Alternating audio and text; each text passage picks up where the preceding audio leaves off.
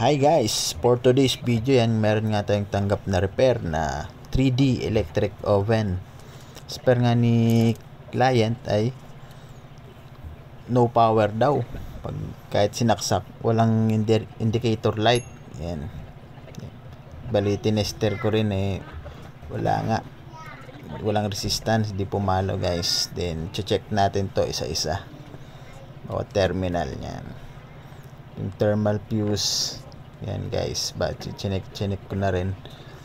Bali, pagka-check ko nga, ayun ang may problema guys, yung thermal fuse open. Ayan, bali pinalitan ko na nga pala ng thermal fuse guys. Yan, alright. Yan lang, hinihinang natin para hindi bumitaw yan guys.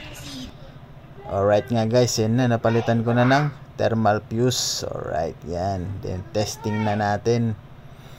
Alright, yun, umilaw na. Alright. Okay, then check natin yung loob kung uminit na tong electric oven. Yan. Alright guys, pagka-check ko nga pala nyan, ayun, sobrang init, mainit na yung loob. Alright guys. Okay. Thank you for watching guys.